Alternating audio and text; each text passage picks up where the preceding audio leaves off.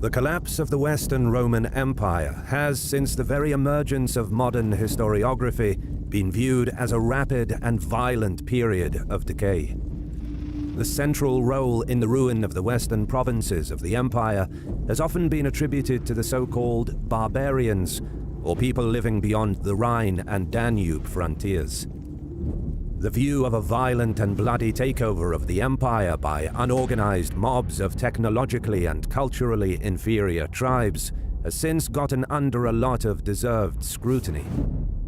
Were the 5th century migrations a violent Germanic land grab, or was it entirely a result of Rome's failed attempt of integrating these peoples who simply wished to benefit from the prosperity of the empire by becoming a part of it? Ever since the earliest encounter between Germanic tribes and Roman legions, the former became renowned for their effectiveness. As acknowledged by many contemporary historians, such as Tacitus, it was only the vast disunity between these tribes that kept them from becoming a serious problem for the empire. Throughout history, Rome exploited Germanic disunity, paying one Germanic group to fend off another. This eventually led to a growing connection between the Germanic and Roman worlds. In the following centuries, Roman military technology and way of life found their way into Germania. The groups of the region began adopting a more centralized method of political organization, coalescing into growing tribal confederations. This process was exacerbated by the arrival of Hunnic tribes that threatened both Germans and Romans alike. In the 370s, because of the pressure of the Hunnic migrations, a large group of Germanic Goths were allowed to settle in the Roman province of Moesia by Emperor Valens. Due to extremely poor treatment from the Romans, the Goths eventually rebelled and marched against the emperor. This led to one of the worst military disasters in Roman history at Adrianople in 378 AD, where a Roman army and Emperor Valens perished.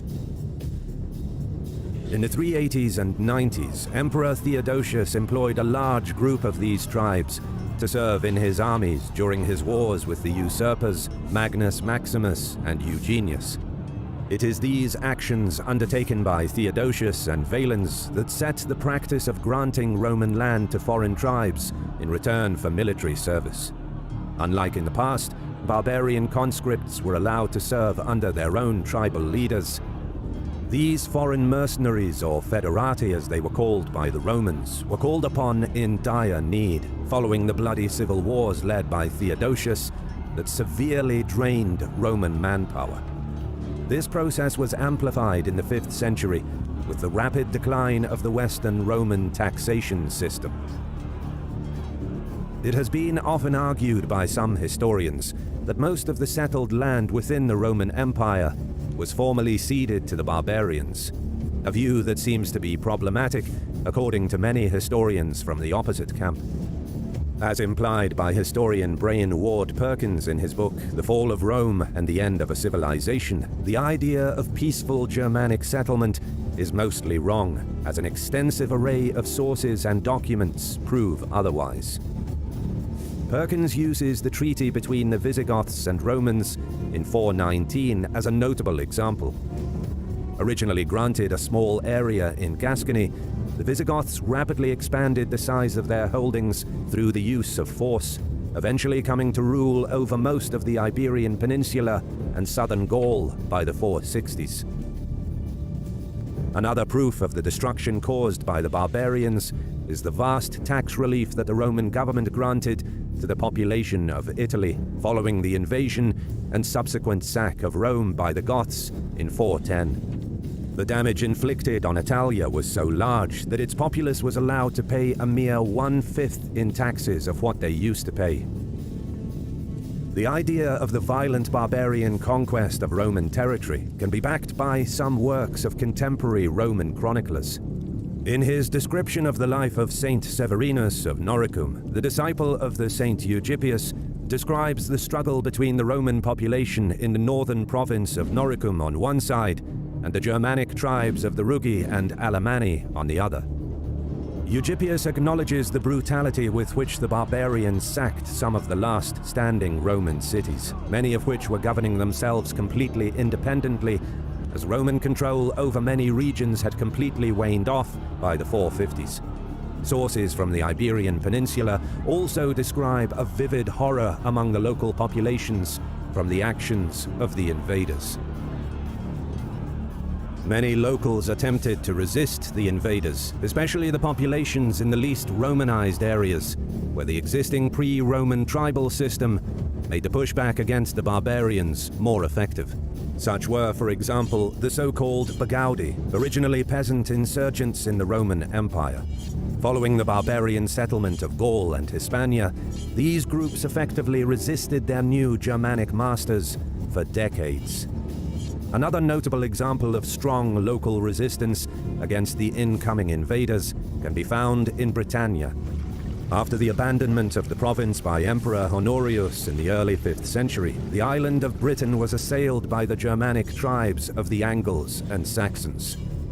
The Germanic invaders there were met with fierce resistance from the local Romano-Celtic populations. It is why sometimes Wales is regarded as the last part of the Roman Empire to fall to the Germanic invaders, being fully subdued by the English only during the 13th century. The crossing of Gibraltar and later invasion of the Roman province of Africa by the Vandal tribes is often described by contemporary sources as being exceptionally brutal. Most prominently in the account of Victor of Vita, who wrote, "No sex or age was spared, not even God's ministers," about the Vandal treatment of the locals and the clergy. After establishing a kingdom in the Maghreb, the Vandals became renowned for their piracy in the Mediterranean, which later led to the conquest of Sardinia, Corsica, and Sicily, culminating with the Vandal sack of Rome in 455.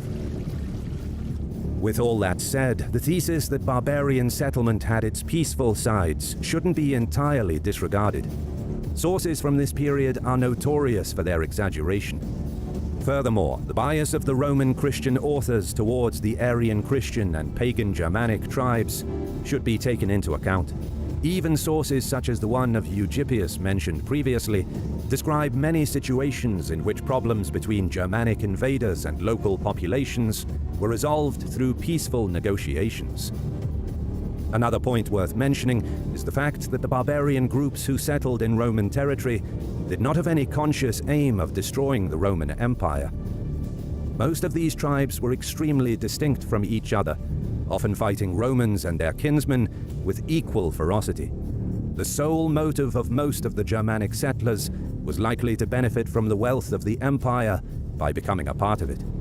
It is partially the backlash of the Roman ruling apparatus and its evident disdain towards some of those groups that led to widespread violence on some occasions. A notorious example of Roman brutality is what happened following the assassination of the half-Germanic general Stilicho. After sentencing the extremely competent half-Vandal general to death, Emperor Honorius caused the slaughter of the families of nearly all Germanic soldiers serving in the Roman army in Italy. It is this act of exceptional violence that prompted many Germanic federati to join Alaric the Goth during his campaign in Italy and the following sack of Rome in 410. After the fall of the Western Roman Empire in 476, many of the Germanic kingdoms formed in the place of Rome saw themselves as a continuation of the empire, with some of them even owing allegiance to the emperors of the Eastern Roman Empire. The predominantly Roman population enjoyed a relatively tolerant treatment from their new Germanic masters, once the times of war were over. The culture and legacy of the Western Roman Empire did not disappear overnight, but instead continued to thrive while blending with Germanic tradition until the two were united into one identity. Life in many of the post-Roman Germanic kingdoms proved to be a lot more peaceful than the one during the late Western Roman Empire.